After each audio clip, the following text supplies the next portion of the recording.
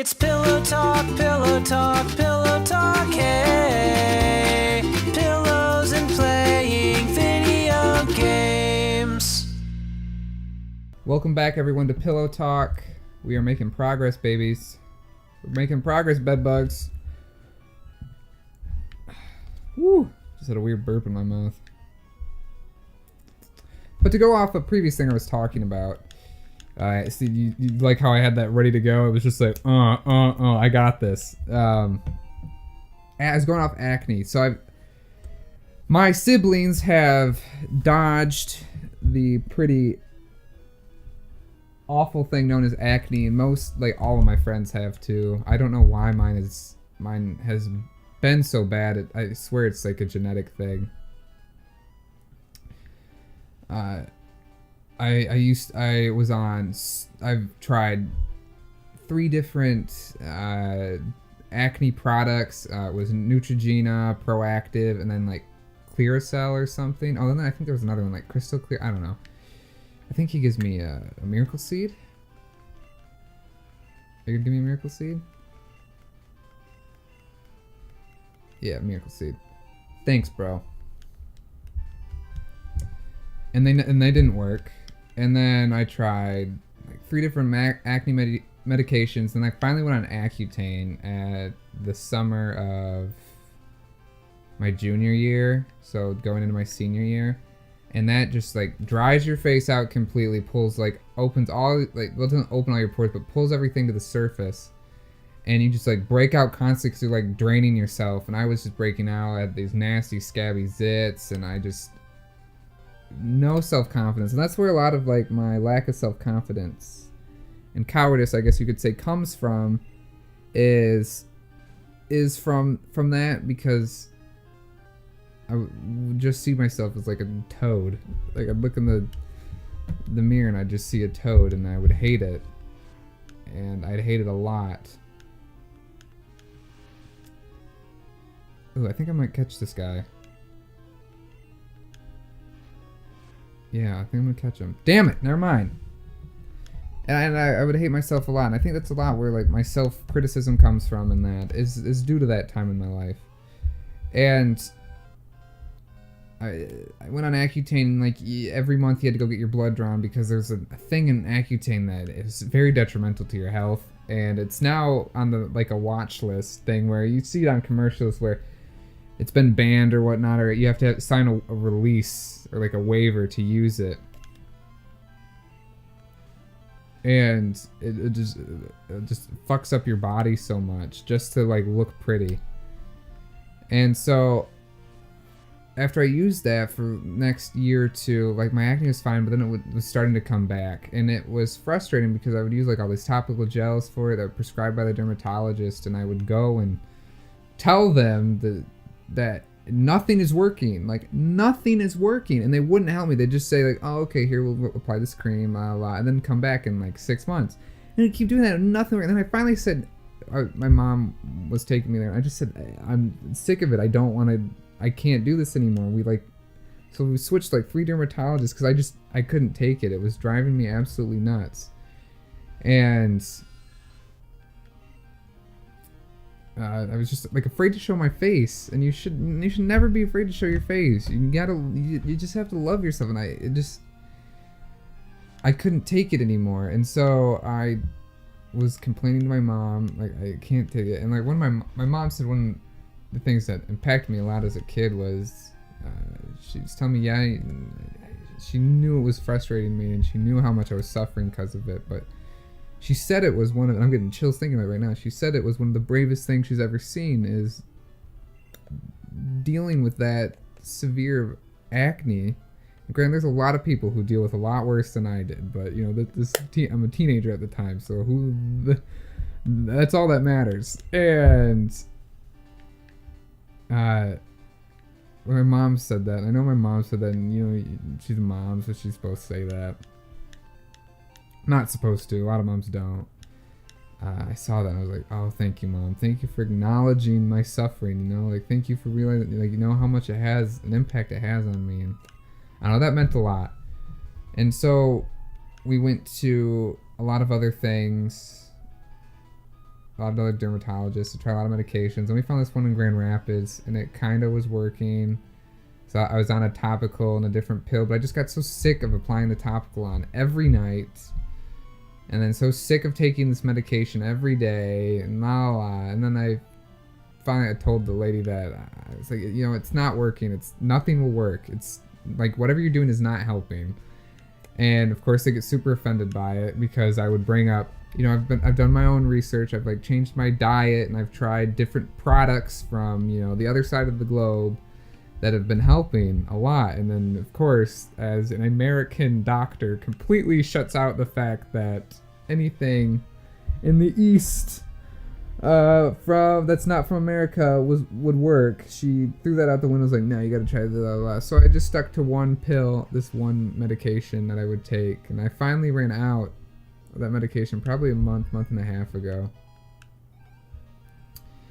and I didn't see any difference. And because I went to go refill it, and you have to like go get a checkup to get it refilled. So I would have to find some time or take time off of work, because I work 8 to 5, to drive down to a doctor's office that's only open like Tuesdays or Thursdays, to drive down there, have them tell me the same thing, like, oh, it's looking better, then give me a thing. Like, that's just a waste of time. It's a waste of my time. It's a waste of money. And so I said, I'm just not going to refill it. And so I didn't get it refilled. And I think it's playing in part to why my face is breaking out all the time. And I was doing research because it's just my chin. Like, it's like solely my chin area, like right below my lip down. And yeah, I have a beard, but it's annoying because where it's breaking out is the spots where I don't have hair on my chin. And you just see these giant zits. It's all red now. It's just a red mass. And it's just, oh, it's so annoying. It's like, cool, I thought I was done with this, but no, it still follows me.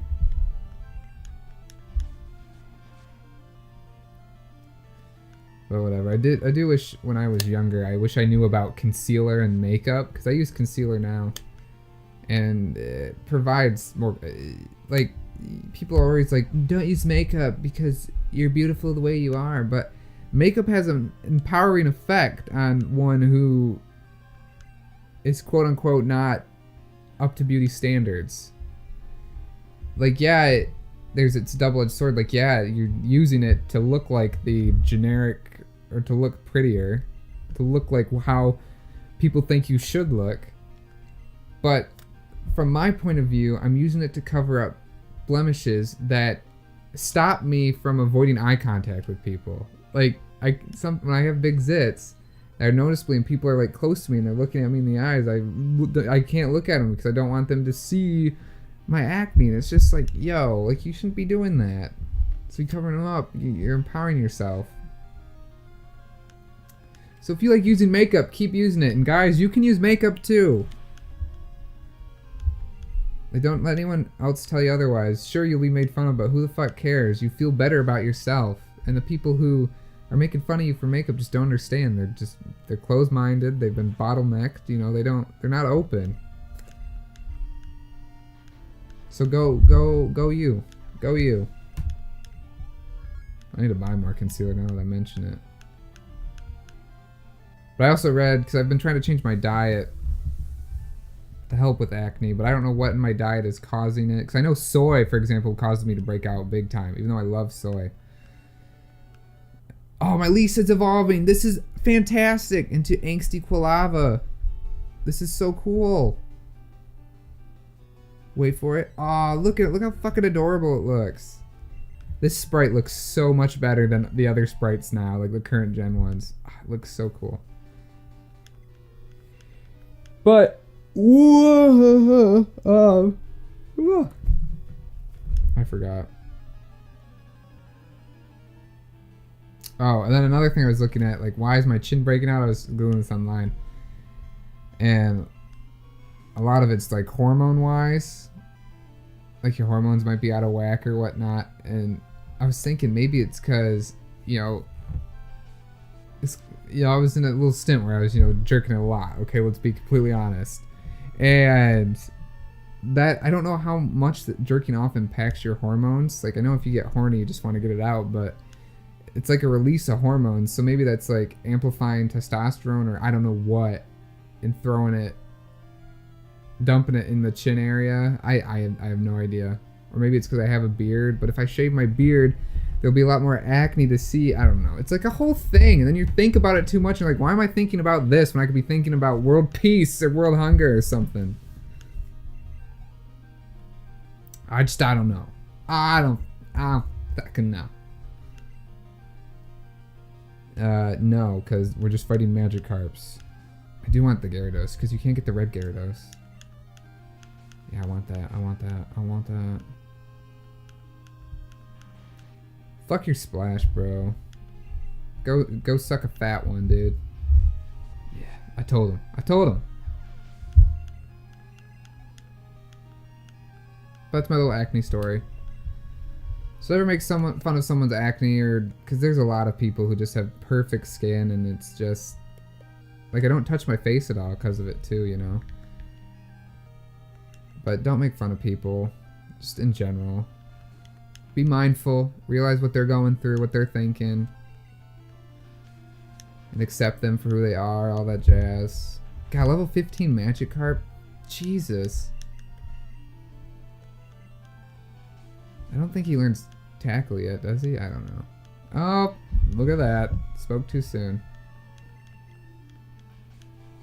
God, if this Magikarp kills me. I think I can beat this Magikarp, though. I think I can best him.